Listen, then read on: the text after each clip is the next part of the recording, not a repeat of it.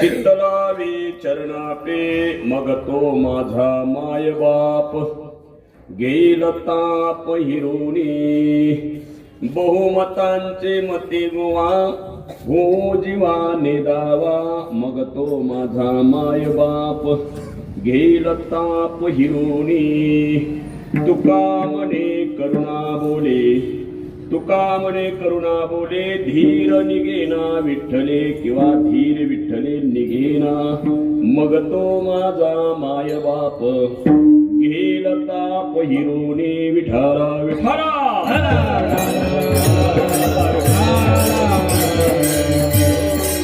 करियायचे धावा धावी चित्तलावी चरणापे मग तो माझा माय बाप घेल ताप हिरोणी. प्रस्तुत प्राप्त प्रसंगी आत्ताच्या कीर्तन रूपी सेवेकरता निवडलेला अभंग विश्वसंत जगद्गुरु तुकोबाराय यांचा 4 चरणाचा अतिशय महत्वाचा अभंग आहे.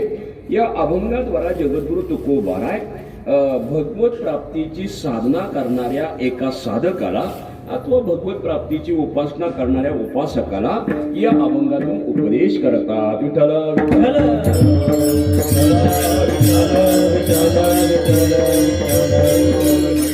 नमो विश्वरूपा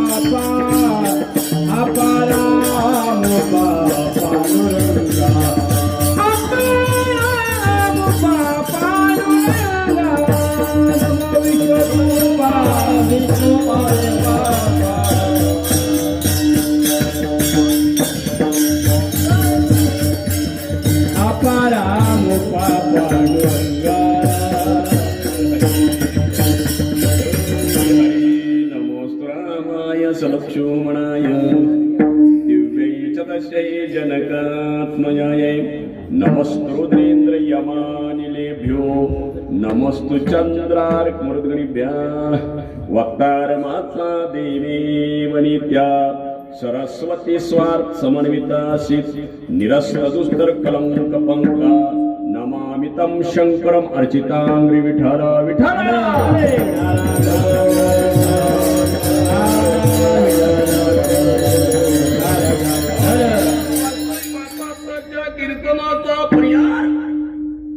ज्ञात आहे सगळ्यांना प्रातस्मरणीय वैकुंठवासी गुरुवर्य गणपत बाबा जवळेकर यांना आणखीन या मृत्यू लोकातून जाऊन आज 16 वर्ष झाली. आणि मग महाराज या 16वं पुण्यस्मरण आपण सगळे संयोजकांच्या वतीने या ठिकाणी संपन्न करत असताना आजची ही 4थ्या दिवसाची कीर्तन सेवा संयोजकाच्या वतीनं माझ्यासारख्या सामान्याकडे आलेली आहे. आणि म्हणून या सेवेकरता जो अभंग घेतलेला आहे तो जगद्गुरु तुकोबारायांचा आहे.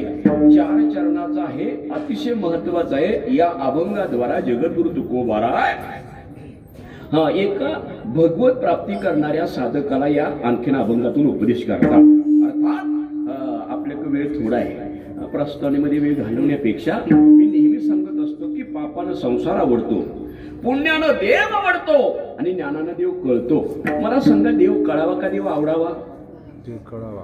देव कळावा. एखादा माणूस काढावा का तो आवडावा? माणूस काढावा. आवडून काय करायचे? मग दिसायला गोरा आहे, गोमटा आहे, नाकी डोळा आहे, अलीकडच्या भाषेत चिकण आहे ऐक नाही. आणि संध्याकाळी लेझिम खेळतो. काय त्याला करायचं आहे? म्हणजे सांगण्याचा माझा भाग असा, माणूस सुद्धा कळला पाहिजे, तसं देव सुद्धा कळला पाहिजे. पण देव कळण्याकरता पाहिजे ज्ञान. ज्ञानाशिवाय देव कळू शकत नाही. आणि म्हणून देव कळण्याकरता लागणारं ज्ञान कुठं मिळतं? एखाद्या व्यापाऱ्याकडे आपण बाजारामध्ये गेलो, त्या व्यापाऱ्याला म्हटलं, दादा देव कळण्याकरता लागणारं 2 किलो ज्ञान दे. तू देईल का?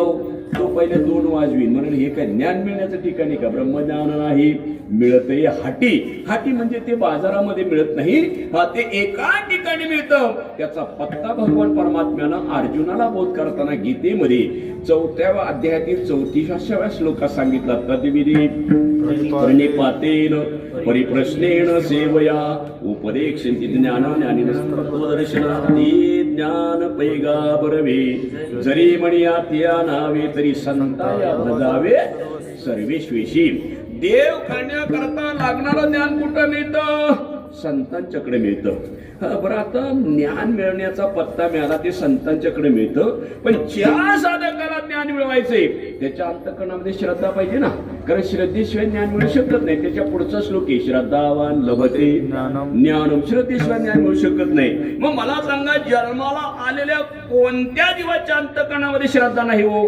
प्रत्येकाच्या अंतःकरणामध्ये श्रद्धा ही स्वाभाविक आहे, फक्त श्रद्धेमध्ये भिन्नता आहे. कुणाच्या अंतःकरणात कसली श्रद्धा, कुणाच्या अंतःकरणात कशी श्रद्धा, कुणाच्या अंतःकरणात कशी श्रद्धा, श्रद्धेमध्ये भिन्नता आहे. महाराज सांगतात, अंतःकरण विरुद्ध श्रद्धा असेल, नीट आहे का? अंतःकरण विरुद्ध श्रद्धा असेल, प्रमादाने युक्त असलेली श्रद्धा असेल किंवा ज्ञानविहित श्रद्धा असेल, तर त्या श्रद्धेला अंधश्रद्धा म्हणू शकतात. आणि अंधश्रद्धेबद्दल अलीकडं न बोललेलं बरं. जिकडं जावं तिकडं अंधश्रद्धा, बरं का हो? अशी अंधश्रद्धेची कास धरून तुमच्या माझ्यासारखा एक साधक भगवत प्राप्ती करता आणखी तळमळ करते. आणि भगवत प्राप्तीची तळमळ करत असताना महाराज, जगतामध्ये जेवढे काही देव आहेत का नाही, आता जगतातल्या देवांची संख्या 33 कोटी देव, चांबोडा 8 कोटी देव, भैरव रे, हे देवांची संख्या आहे. मग या साधकाला जिथं जिथं देव भेटेल का नाही, मग कुठं पत्र्याचा भेटू, झाडाचा भेटू, शेंद्राचा भेटू, की या साधकानं त्या देवाला शरण जायचं. आता मी तुम्हाला असं म्हणतो, ते देव आहेत नाही असं नाही, पण काय केलं, कर्म करीत असताना जीवानं पुण्य संपादन केलं. पुण्य संपादन करून जसं जसं पुण्य त्याप्रमाणे ते स्थिर झालेले देव आहे. जसं ज्याचं पुण्य तसं आणखी महाराज त्या पुण्यानं त्याला देव ही पदवी प्राप्त झाली. अंगभूत नाही, देव ही पदवी प्राप्त झाली. बरं, आता ती देव ही पदवी पुण्यानं प्राप्त झाली. आता ते पुण्य असेपर्यंत तो देव, आणि मग एकदा का त्या पुण्याचा क्षय झाला, मग तया पुण्याची पावटी सरीची इंद्रपणाची उटी उतरे आणि येऊ लागते माघारी मृत्यू लोका. पुण्याचा क्षय झाल्यानंतर ती देव ही म्हणे जाती पुण्यक्षय पुण्यक्षय अधोगती पुण्यक्षय अधोगती पुण्यक्षय अधोगती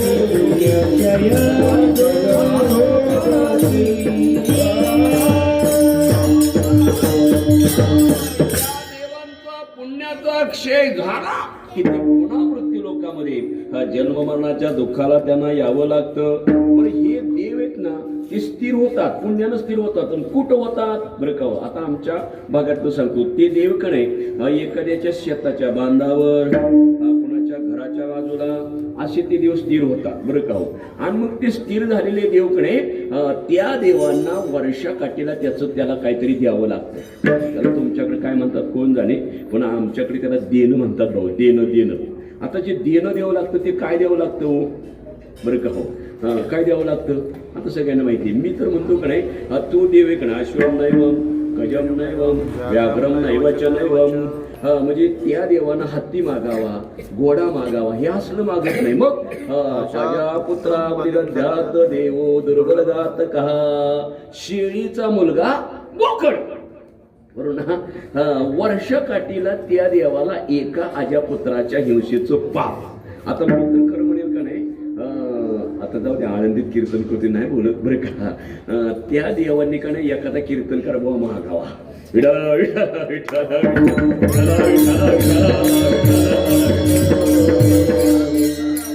गरीब आपला शेळीचा मुलगा तो मारा त्याची हिंसा केली जाते. अशा वर्षाकाठीला एक आज्यापुत्राच्या हिंसेचं पाप. अशी वर्ष किती झाली? आजा मेला, पंजा मेला, बाप मसना गेला. ते आजा मेला, पंजा मेला, बाप मसना गेला. आजा मेला, पंजा मेला, बाप मसना गेला. आजा मेला, पंजा मेला, आजा मेला, पंजा मेला, बाप मसना गेला. आजा मेला, पंजा मेला, बाप मसना गेला. आजा मेला, पंजा मेला, बाप मसना गेला. आजा मेला, पंजा मेला, बाप मसना गेला. देखतना तू पण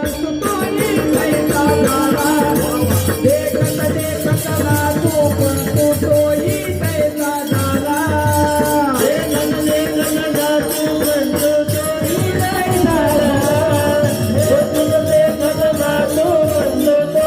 कैसा झाला.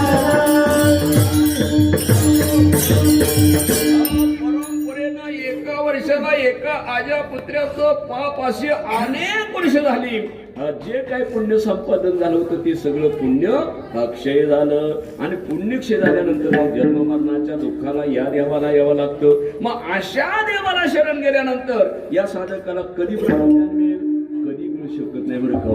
बऱ्याच देवांच्या पाठीमागं धावला, कुणी ब्रह्मज्ञान करू दिलं नाही. आणि जवळजवळ या साधकाची, उपासकाची वयाची मर्यादा उल्लंघन झाली. वयाची मर्यादा उल्लंघन म्हणजे शासनाच्या नियमाप्रमाणे वयाची 58 वर्ष झाली की तो कामाच्या योग्यतेचा नाही, असं काहीतरी आहे व. आणि मग राहिलेलं आयुष्य मिळालं तर काय करावं? जवळ हे सकळ सिद्ध आहे, हात चालावया पाय, तव तो आपले स्वैत पाय, तीर्थयात्री जाय चुकू नको. आणि म्हणून राहिलेलं आयुष्य अशा वेळेला अशा पद्धतीने घालवावं. आणि म्हणून 58 वर्षाचं शासनाच्या नियमाप्रमाणे वय झाला. आणि मग कुठंतरी तीर्थयात्रा म्हणा किंवा कीर्तन प्रवचन श्रवण करावीत बरं का हो. आणि कीर्तन प्रवचन श्रवण करत असताना या ब्रह्मज्ञानाची प्राप्ती करणाऱ्या साधकाला कीर्तनातून आणखीन ऐकायला मिळालं, अरे ज्या साधकाला ब्रह्मज्ञान पाहिजे त्यानं इतरत्र जायचं नाही. त्यानं कुणाकडे जायचं? संतांच्याकडे जायचं. संतांच्याकडे ते ब्रह्मज्ञान मिळतं. असं त्या साधकाला आणखीन कीर्तनातून आणखीन काय ऐकायला मिळालं. आणि म्हणून तो ब्रह्मज्ञानाकरता तो उपासक, तो साधक भंडाऱ्या डोंगरावर गेला. कुणाकडं? जगद्गुरु तुकोबरायकडे गेला. श्री संतांची माता चरणावरी साष्टांगी करी दंडवत. महाराजांच्या चरणावर आणखीन महाराज दंडवत घातलं आणि महाराजांना आपली कर्म कहाणी सांगायला सुरुवात केली. महाराज ब्रह्मज्ञानाच्या प्राप्ती करता अनंत देवांच्या पाठीमागं धावलो, कोणीही मला आणखी ब्रह्मज्ञान करू दिलं नाही. महाराज म्हणजे कोणकोणत्या देवांच्या पाठीमागे गेला?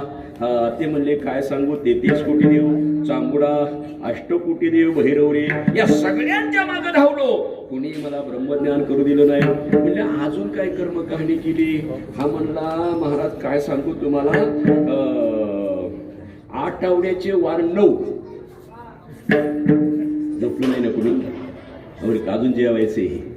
आठवड्याचे वार 7 ज्या देवतेचा वार येईल त्या देवतेची उपासना केली. उदाहरणार्थ सोमवार आला, तुम्ही विश्वनाथ दिनरंक ज्ञानात भगवान शंकराची उपासना केली, मौन पाळलं. दिवसभर बोललो सुद्धा नाही.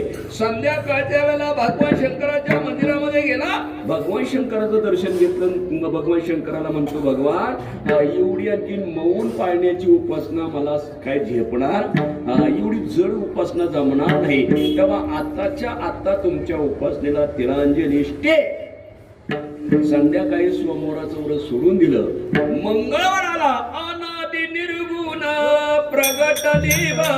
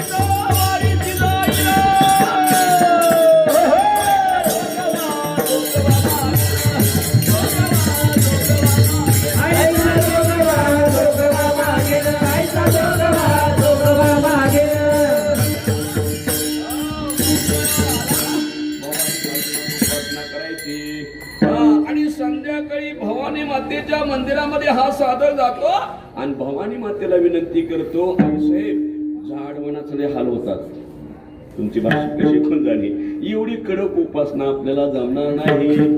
मंगळवारी संध्याकाळी भवानी मातेला तिलांजली. बुधवार आला. बोलावा विठ्ठल, पहावा विठ्ठल, परमात्म्याची सेवा करायची. संध्याकाळी आणखीन पांडुरंगाच्या मंदिरामध्ये गेला. देवाला म्हणतो, देवा तुम्ही 28 युगे विटेवर उभा आहात. कसे हो? समचरण दृष्टी, विटेवरी साजेरी. आम्हाला 1 तास कीर्तनामध्ये नीट उभं राहता येत नाही.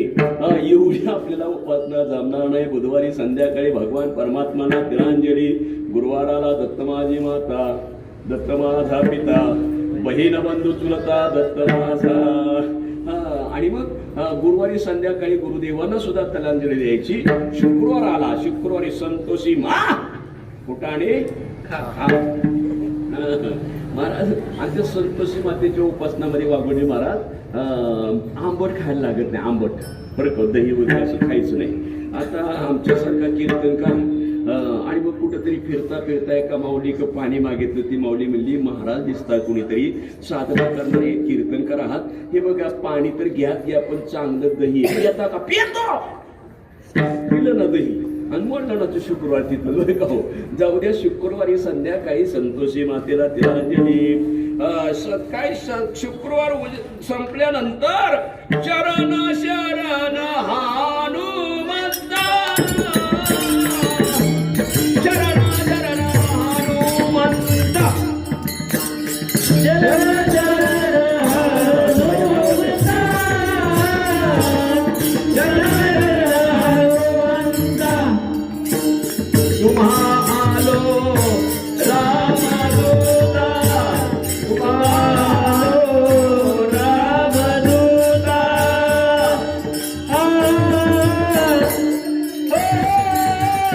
काय भक्तीच्या देवाचा, काय भक्तीच्या देवाचा. तुम्हा आलो रामदूता, तुम्हा आलो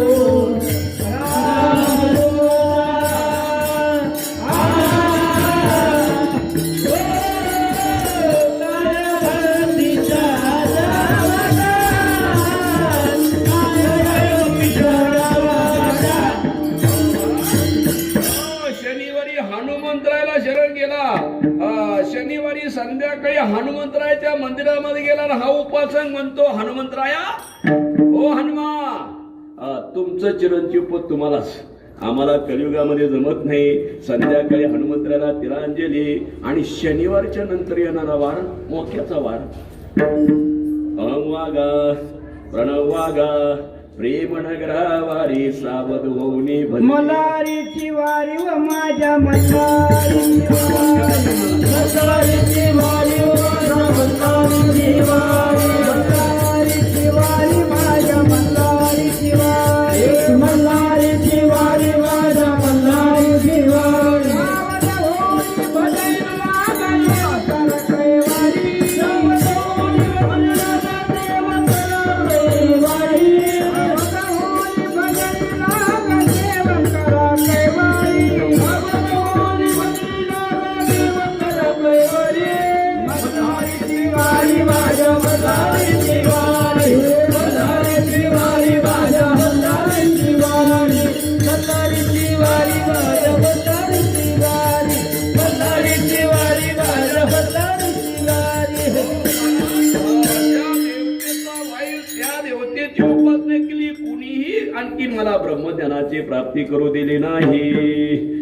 ऐसा अखंड भजन करी उगान राये क्षणभरी.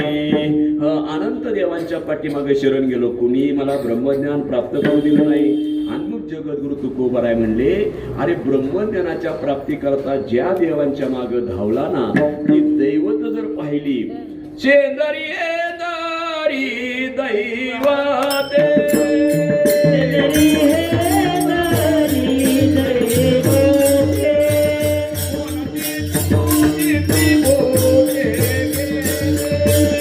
कोणी पुजी पूजे घेते,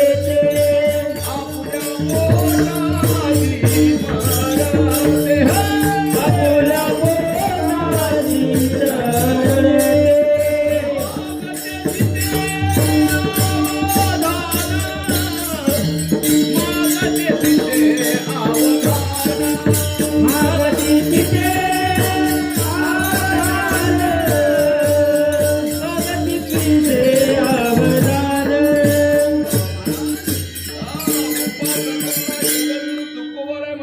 ज्यांच्या पाठीमाग ब्रह्मज्ञानाच्या प्राप्ती करता धावला, ती दैवत जर पाहिली ना, ती शेंद्री दैवते.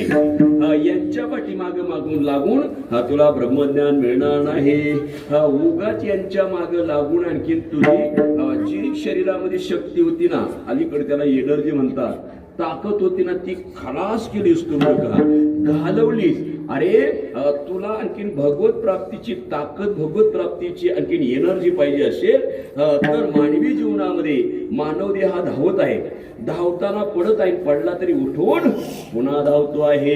कशा करता धाव? माणसाची जन्मल्यापासून मरापर्यंत धावाई चालली.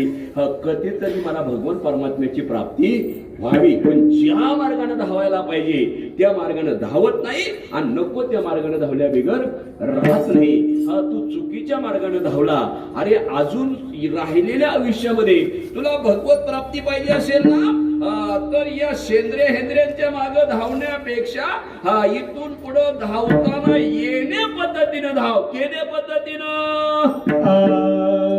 करी ऐशी धावा धावी, धावा धावी करी ऐशी धावा धावी, करी ऐशी धावा धावी, करी ऐशी धावा धावी, धावा धावी करी ऐशी धावा धावी, करी ऐशी धावा धावी,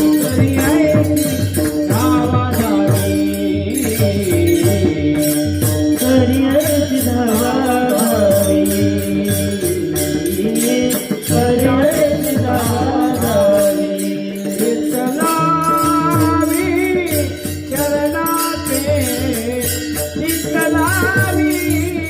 चरणाचे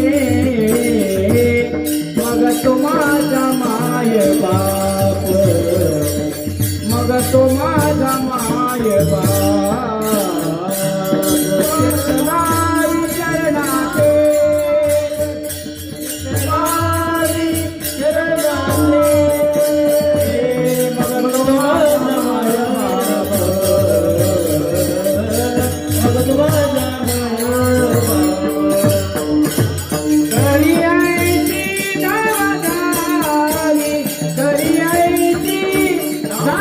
धावा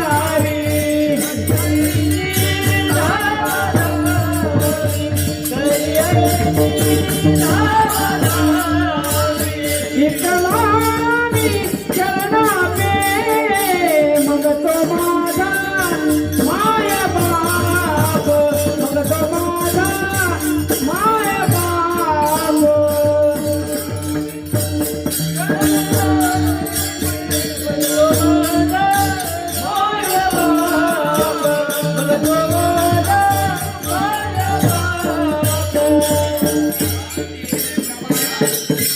या भगवत प्राप्ती करणाऱ्या साधकाला जगद्गुरु तुकोबारा या अभंगाने उपदेश करतात. तुला ब्रह्मज्ञान पाहिजे असेल ना, भगवत प्राप्ती पाहिजे असेल ना, तर इथून पुढं धावताना येणे पद्धतीने धाव. केने पद्धतीनं करियाशी धावा दावी कैशी चित्त लावी चरणापे. तुझ्या अंतःकरणातलं चित्त भगवान परमात्म्याच्या पायाजवळ स्थिर कर.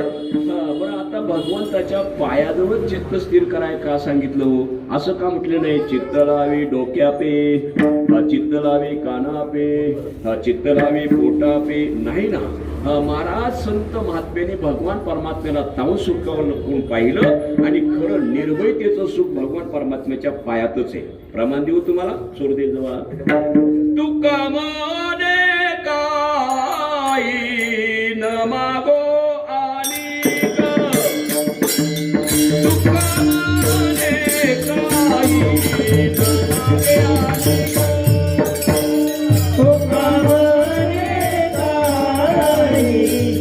मागे आणि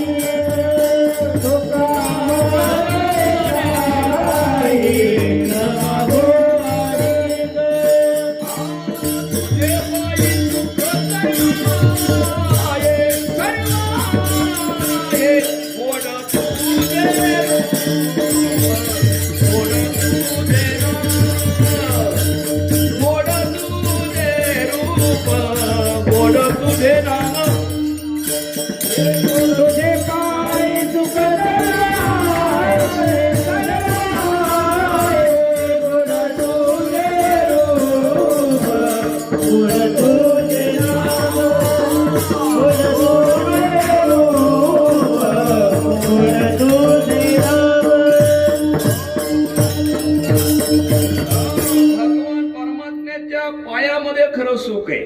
भगवान परमात्म्याच्या चरणाचं दर्शन घेतलं की माणसाला समाधान मिळतं. झाले समाधान तुमचे देखिले पोट, असं म्हटलंय का हो?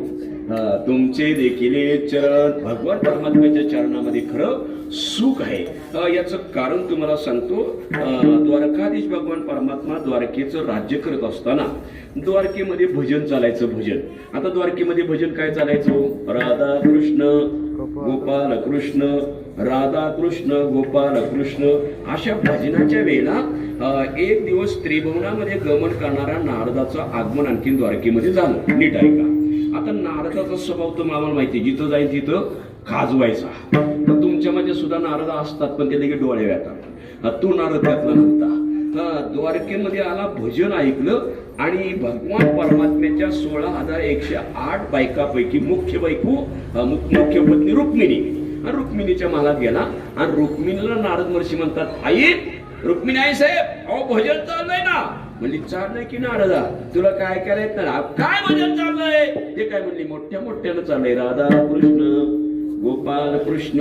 नारद महर्षी म्हणले, मला माहितीये भजन मोठ्या मोठ्यानं राधा कृष्ण गोपाल कृष्ण चाललेलं आहे, पण मला तुम्हाला असं म्हणायचंय की तुम्ही भगवान परमात्म्याच्या 16,108 बायका, मग त्यापैकी मुख्य कोण? म्हणली मी. रुक्मिणी कोण म्हणली? मी मुख्य. हा, नारद म्हणला मला तेच म्हणायचं होतं. म्हणजे काय म्हणायचं होतं? भजनामध्ये म्हणजे तुम्ही मुख्य असताना भजनामध्ये तुमचं नाव पाहिजे होतं, पण ही राधा मागून आली झाली. ऐक नाही. बरं, त्या भजनाला आणखी टेस्ट आहे. राधा कृष्ण किंवा रुक्मिणी कृष्ण असं भजनाला टेस्ट आहे का हो? आणि मग आता बघा, एका बाईचं वर्णन दुसऱ्या बाईजवळ केलं की त्या तिचा पोटसो उठल्याशिवाय राहत नाही, राग आल्याशिवाय राहत नाही. व्यवहार आहे.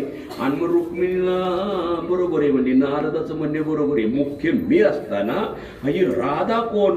माझं भजनामध्ये नाव पाहिजे होतं. शुल्लक कारण मिळालं आणि रुक्मिणी द्वारकेतून रुसली आणि दिंडीर बनात आली. बरं का हो? 4 महिने झालं. 4 महिने झालं आणि पुन्हा नारदाचं आगमन द्वारकेमध्ये झालं आणि कृष्ण परमात्मा म्हणतात, काय देवा, तुमची मुख्य असणारी पत्नी शुल्लक कारणानं 4 महिन्यापूर्वी रुसून गेली आणि तिचा शोध सुद्धा तुम्ही घेऊ नये वय बरं का हो. तेव्हा देवाच्या लक्षात आलं की रुक्मिणी रुसून गेली आणि मग रुक्मिणीच्या शोधाच्या निमित्तानं नेनो ब्रह्ममार्ग चुकले उघडे पंढरपुरा. रुक्मिणी रुसली कोपऱ्यात बसली, रुक्मिणी रुसली कोपऱ्यात बसली, रुक्मिणी रुसली कोपऱ्यात बसली, रुक्मिणी रुसली कोपऱ्यात बसली. चला जाऊ पुसायला, चला जाऊ पुसायला, हे चला जाऊ पुसायला, चला जाऊ पुसायला. रुक्मिणी रुसली कोपऱ्यात बसली, चला जाऊ पुसायला, रुक्मिणी रुसली कोपऱ्यात बसली, चला जाऊ पुसायला.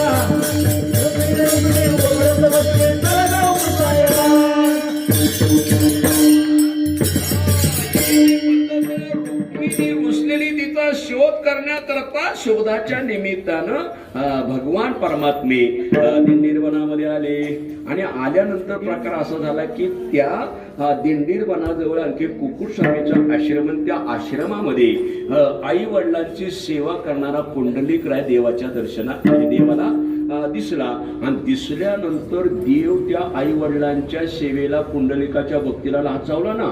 आला होता कशाला? रुक्मिणी शोधाला विसरला आणि आला पुंडलिकाजवळ. पुंडलिका कोण असा महात्मा आहे, कोण असा महात्मा आहे? अख्खं द्वापार युग गेलं, मला आईची सेवा करता आली नाही, मला वडिलांची सेवा करता आली नाही.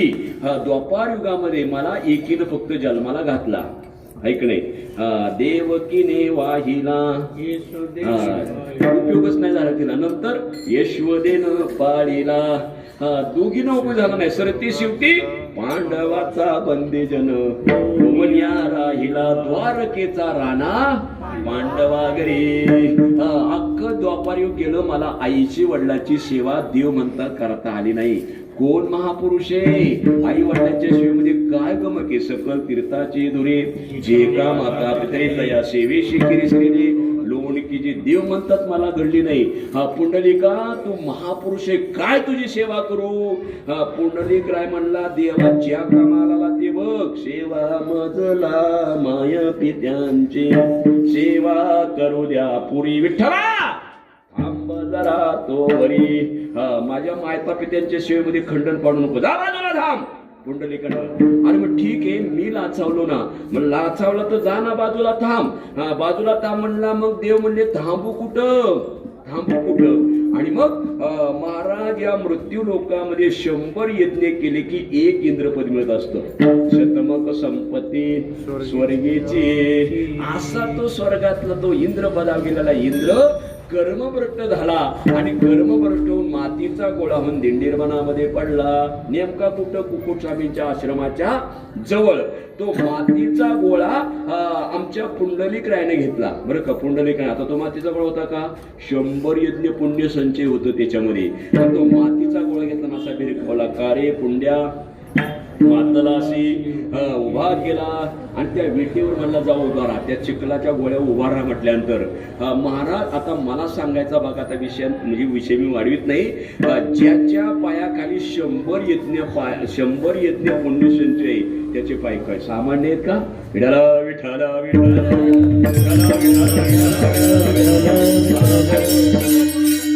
साधकाला म्हणले त्याचे पाय, देवाचे पाय हे सामान्य नाही, त्याच्या पायामध्ये खरं आणखी सुख आहे. आणि म्हणून तुझ्या अंतःकरणाचं चित्त भगवान परमात्म्याच्या पायाजवळ स्थिर कर. महाराज ठिकठिकाणी तुला सांगतो असं नाही, अरे मी सुद्धा आणखीन तेच केलं. प्रपंच वसुरू चित्त तुझे पायी विरो, माझे चित्त तुझे पायी, माझे चित्त तुझे पायी, माझे चित्त तुझे पायी, माझे चित्त तुझे पायी. राहे ऐसे करी काही, राहे ऐसे करी काही. टाळूला मला हा टाळूला टाळी वाजवा हा.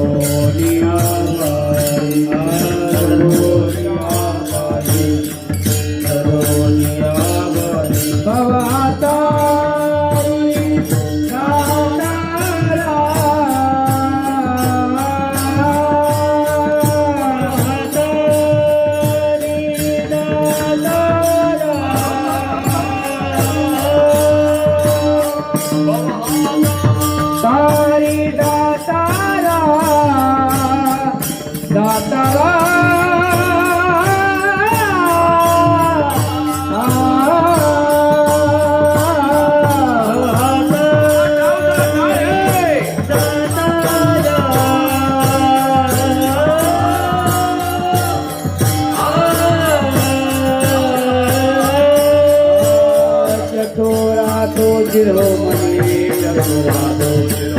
चतुरा तो शिरोमणी चतुरा तो शिरोमणी चतुरा तो शिरोमणी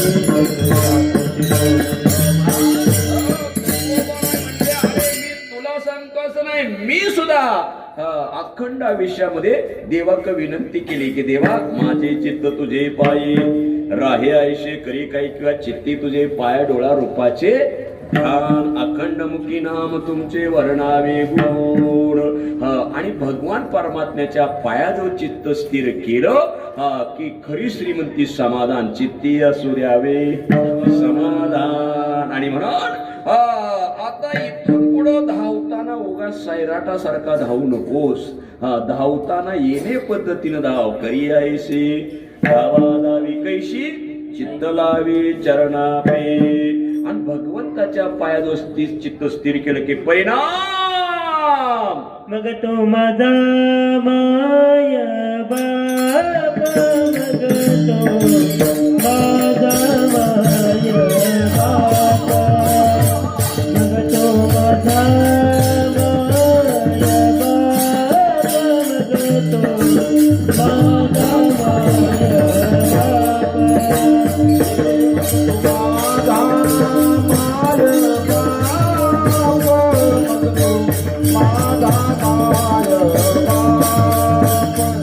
मग तो माझा माया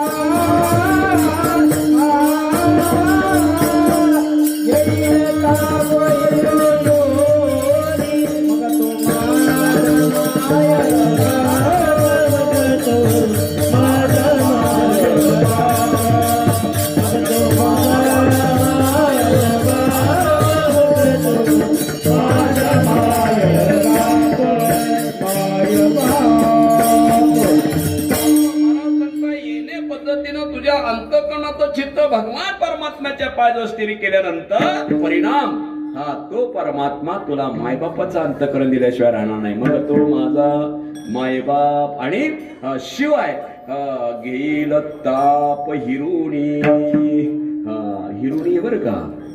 कारण संत वाङ्मयातलं अक्षर फार तोलून मोजून आणखी म्हणावीत बरं का. मी कधीतरी 4-5 दिवसापूर्वी कीर्तन करताना माझा आभार घेतला होता कीर्तन. नाये काष्टाचा गुमान गोवी भ्रमरा सुमन म्हणणारे काय म्हणायचे ना, नाही काष्टा नाही काष्टा म्हणजे माझा सुटला का काय बरं का. म्हणजे सांगण्याचा मला ते अक्षर अशी म्हणजे अमोल किमतीचे असतात का नाही, तसं इथं हिरोईनी नाही. हिरोणी ताप हिरोणी मायबापाचा अर्थ करत दिलं तर पण या देहामध्ये त्रिविध ताप आहे. कुठले कुठले आध्यात्मिक ताप विठाला विठाला विठाला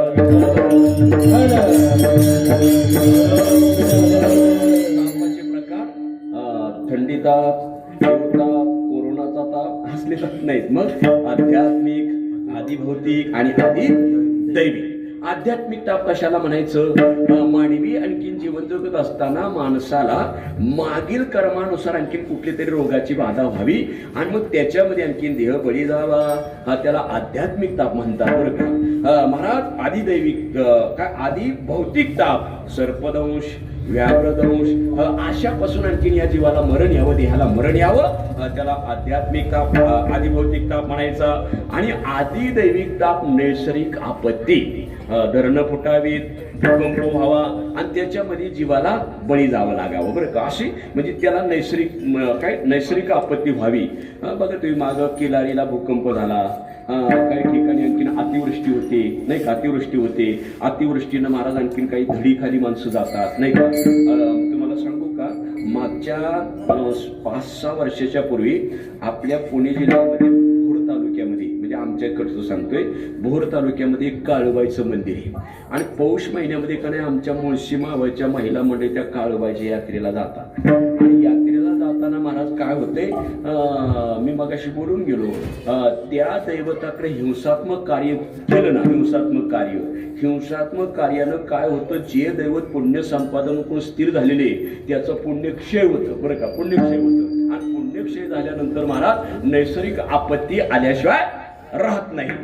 आता जाताना ही लोक काय करायचे, आणखीन मगाशी मी श्लोक बोलून गेलो, आणखीन ते आजापुत्र म्हणजे ते न्यायचे, तिथं हिंसा करायच्या. त्या हिंसेनं काय झालं, त्या देवीचा या भक्तांच्यावर झाला कोप.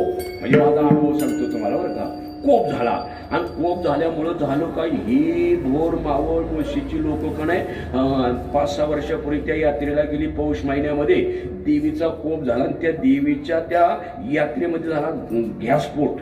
आणि गॅसस्फोट झाल्यानंतर बरीचशी लोक गचाकली त्याच्यामध्ये. म्हणजे नैसर्गिक आपत्तीमध्ये कधी काय होईल सांगता येत नाही. आणि त्यातल्या त्यात खरं सांगू तुम्हाला, माझी बायको निघाली होती त्याच्यात त्या यात्रेला. वागुडे मला बायको निघाली होती.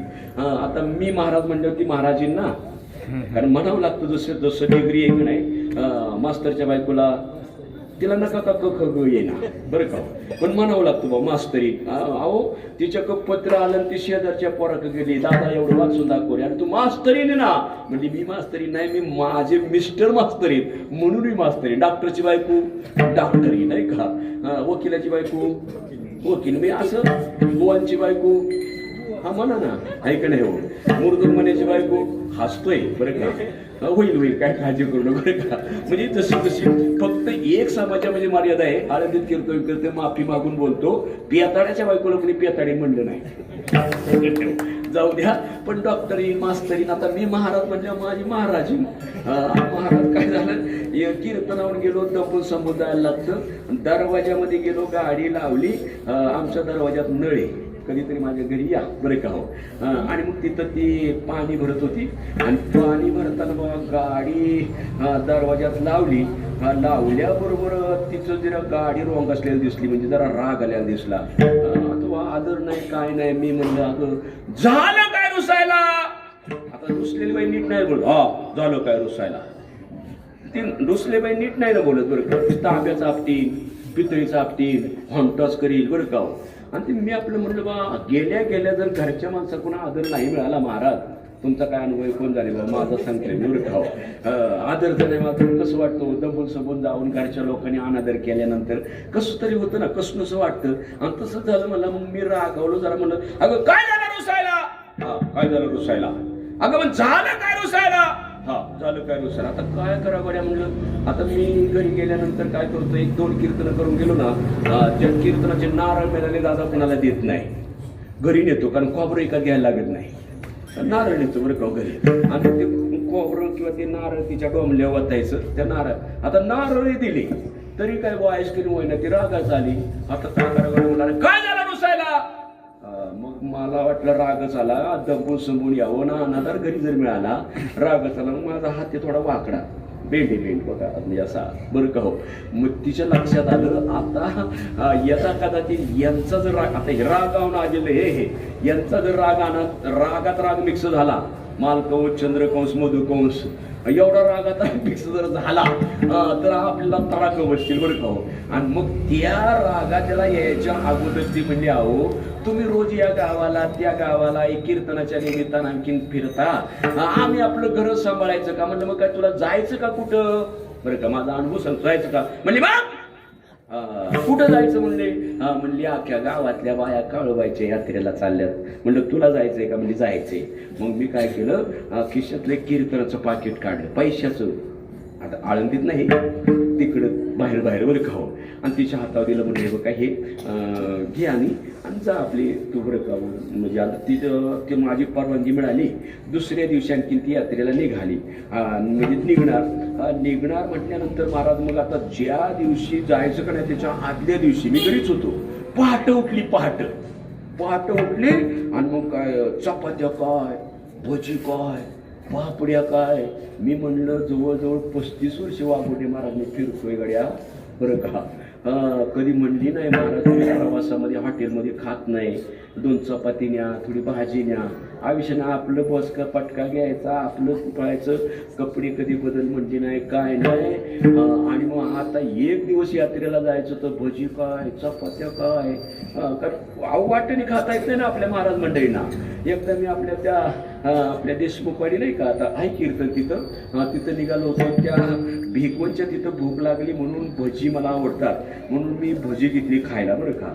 आता ती भजी खाताना एक ओळखीचा माणूस आला तो म्हणला काय महाराज भजी खाताय? म्हणून मग काय भुसकाट खाऊ का काय आंबवण खाऊ का काय बरं का. म्हणजे कसं आहे महाराज मंडळींना जपून वागावं लागतं बरं का. मला हे म्हणायचंय.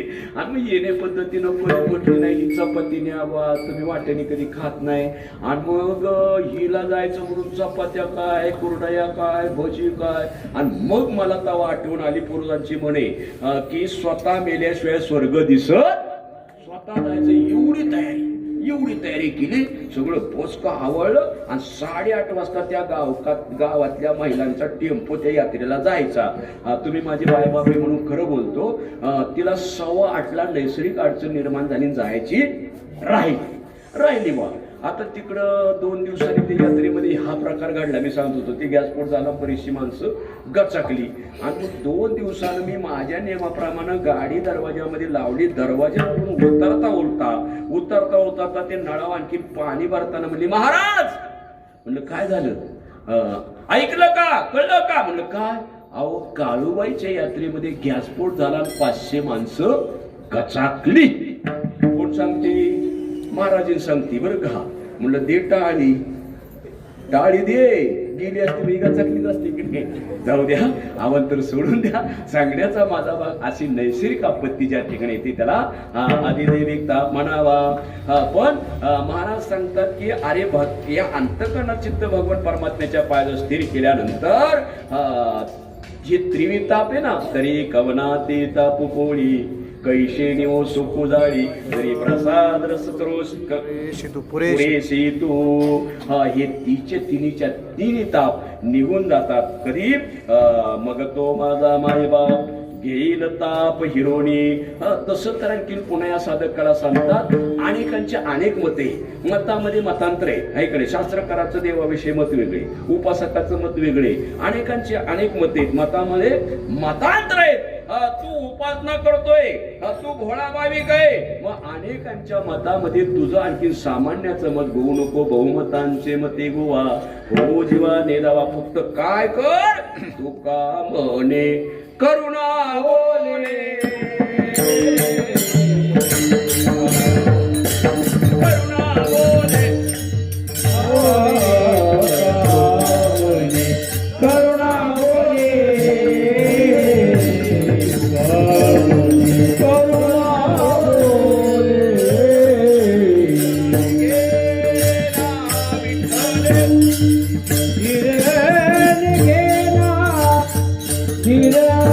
विठ्ठले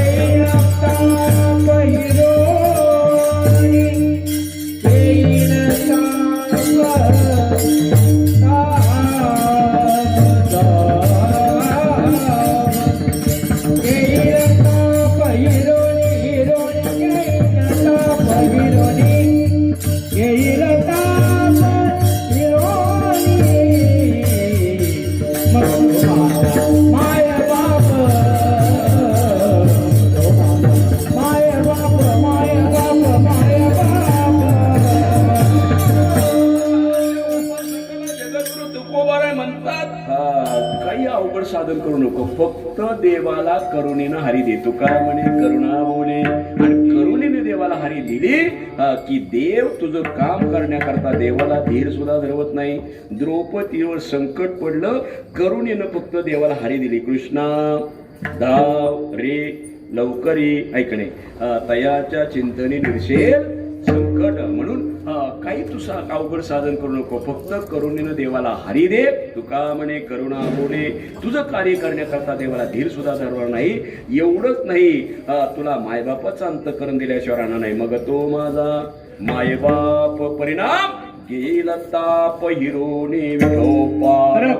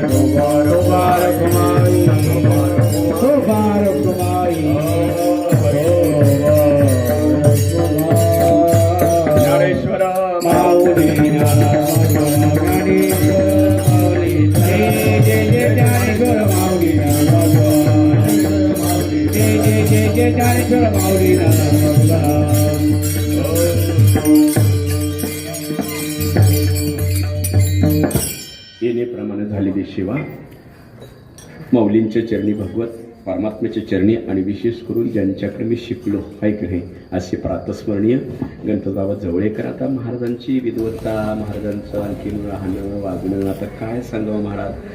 लहानपणापासून आणखीन महाराज त्यांच्या बरोबरीनं महाराजांची एवढी विद्वत्ता होती, आणि म्हणून आज अख्ख्या महाराष्ट्राच्या कानाकोपऱ्यामध्ये महाराजांच्या बाबतीमध्ये महाराज असं वर्णन आहे की कीर्तनाचा वाघ म्हणजे गणपतबाबा जवळेकर, बरं का. कारण विद्वत्ताच तशी होती की बरं का, तुम्ही मरेपर्यंत तुम्ही हात धरू शकले नाही त्यांचं, बरं का. महाराज एका श्लोकाला 14 अक्षरं, खरं का नाही, आणि 14 अक्षराचे 14 श्लोक मनानं ती बनवायची. काय विद्वत्ता होती हो, मी स्वतः पाहिलं आहे, कारण म्हणजे मी स्वतः त्यांच्याकडे शिकलेलो आहे. आणि महाराज मग लहानपणापासून त्यांच्या बरोबरीनं काही विचारसागराचा आणखी महाराज अभ्यास करावा. वृत्ती प्रभाकरवर फार जोर होता बाबांचं, बरं का. वृत्ती प्रभाकरचे काही पाठ बाबा घ्यायचे. त्याच्यानंतर आणखी महाराज त्यांची चिंतनं ऐकून ऐकून ऐकून ऐकून महाराज आणि त्यांच्याबरोबर राहून, तसा तर स्वभाव आणखीन तमगुणी होता, पण त्या तमगुणामध्ये प्रेम होतं, बरं का. ते प्रेम अख्ख्या महाराष्ट्रामध्ये फक्त जिंकलं असेल ते मी जिंकलं, बरं का. जिंकलं. काही वेळेला बाबांचा मी मार खाल्ला, बरं का. पण त्याचा फायदा आज स्वाभिमानाचं दुखा वागंडी महाराज. महाराज आणखीन कुठे कीर्तनाला गेलो ना की मला दुसरे जवळेकर म्हणतात, बरं का. ही काय पदवी काय सामान्य आहे का, हा आशीर्वाद काय सामान्य आहे का महाराज. आता त्यांच्या विद्वत्तेबद्दल माझ्यासारखे न बोललेलं बरोबर का. ती विद्वत्ताच तशी होती, बरं का. आळंदीमध्ये एवढे महात्म्य होऊन गेले, कोणी आणखी बाबांचा हात धरू शकले नाही, बरं का. अशी विद्वत्ता होती. असो, अशी विद्वान असणारे आमचे प्रातस्मरणीय गणपत बाबा यांना जाऊन आज जवळजवळ 16 वर्ष नाही करावं, आणि 16 वर्षामध्ये आणखी या ठिकाणी त्यांनीच आणखीन हे सगळं उभं केलं. फक्त आणखीन आपण त्याचा आणखीन उपभोग घेतोय, आहे की नाही. त्यांचंच हे सगळं, हे त्यांचाच आशीर्वाद आहे. आणि मग जवळजवळ आता 16 वर्ष झाली, आणि 16 वर्षामध्ये मी दररोज आणखीन नाम सप्ताहामध्ये म्हणजे दोन्ही म्हणजे समाधी सोहळ्याच्या पर्वकाळामध्ये द्वादशीच्या पर्वकाळ सेवा बाबा असेपासून मी केली, बरं का. बाबा असायचे, मला कीर्तन करायला लावायचे. एकदा त्यांनी शतचंडी याग केला, आणि कुणीतरी महात्म्यांचं कीर्तन, मी लहान होतो, ते आले नाही म्हणल्यानंतर त्यांच्या त्या आणखीन बॅगमधला फेटा काढला. आता फेटाही त्यांचाच आहे, बरं का. अजून फेटा त्यांचाच आहे, कारण त्यांचा फेटा घातल्याशिवाय डोक्यात काही येतच नाही, बरं का. कारण डोक्यात सुद्धा आहे का नाही. महाराज त्यांचाच फेटा आहे, असा फेटा काढला, म्हणले कर कीर्तन. आणि म्हणून बाबा तुमच्याबरोबर तुमच्या समोर कसं काय कीर्तन करायचं गड्या, कर म्हणले ना, मी सांगतो. आणि फक्त संदेश मिळाला आणि संदेश मिळाल्यामुळे त्यांच्या आज्ञेनं मला त्या सत्यचंडी यज्ञामध्ये फार मोठा यज्ञ केला त्यांनी. आणि त्यावेळेला मी अभंग घेतला होता, पदोपदी निजपदा गेली हो, कर्मसंचित सकर्मक झाली हो, असा माऊलीच्या विरेचा अभंग घेतला होता. बाबांच्या समोर कीर्तन करण्याची हिंमत मी केली आणि म्हणून आज त्यांच्या आशीर्वादानं आणखी महाराज हे काय भरपूर ठिकाणी सेवा मी करत असो. तेव्हा त्यांचा आशीर्वाद आपण हयात तोपर्यंत राहावा.